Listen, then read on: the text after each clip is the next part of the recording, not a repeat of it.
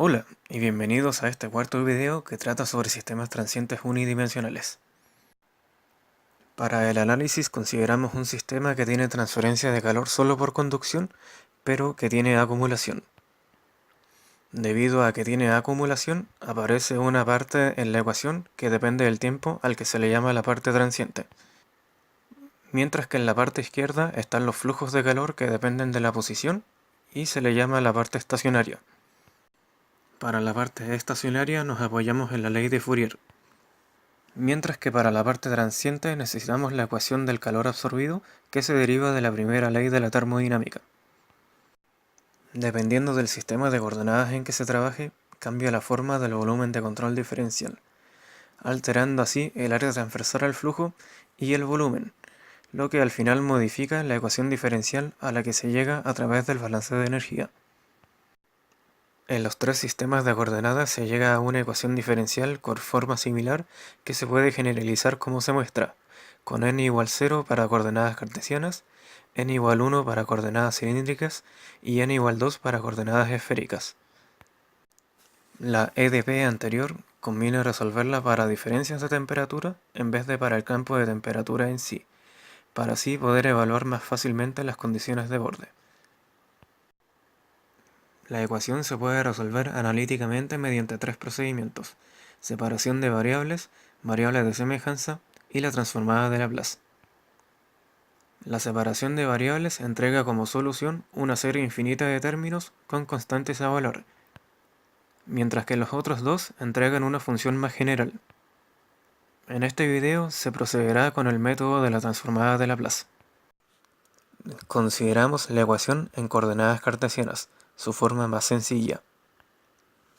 Al aplicarle la transformada de Laplace, se transforma la EDP en una EDO con coeficientes constantes que se puede resolver fácilmente. La variable que se transforma es el tiempo, mas no la posición. La función transformada resulta en una combinación lineal de exponenciales con constantes que se pueden determinar mediante condiciones de borde. Para el primer caso consideramos una temperatura fija en la superficie. Las condiciones de borde son una temperatura inicial, es decir, en el instante t igual 0, y una temperatura en la pared. Estas condiciones de borde deben transformarse a diferencias de temperatura y posteriormente las diferencias de temperatura se transforman con la transformada de Laplace. Se determinan las constantes de la función transformada y se le aplica a esta la transformada de Laplace inversa para devolvernos la diferencia de temperatura. La solución resulta en la temperatura de la pared menos la temperatura inicial por la función de error complementaria. La función de error complementaria depende de una integral definida que lamentablemente no puede evaluarse analíticamente.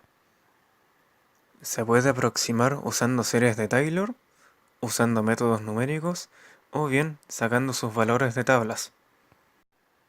Para el segundo caso consideramos un flujo de calor por unidad de área fijo en la pared. Las condiciones de borde son la temperatura inicial y el flujo de calor mencionado. El procedimiento es el mismo que en el caso anterior, solo que la segunda condición es más compleja.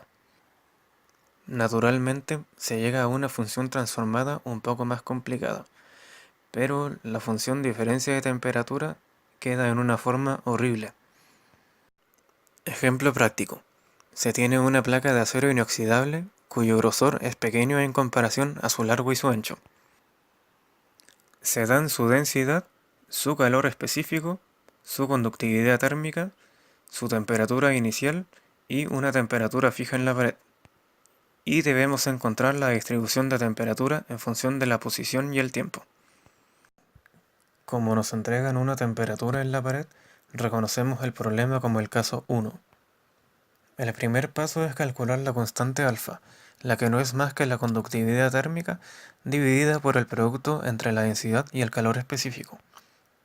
Por las propiedades del acero inoxidable, esta es muy pequeña, con orden de magnitud de 10 a la menos 6.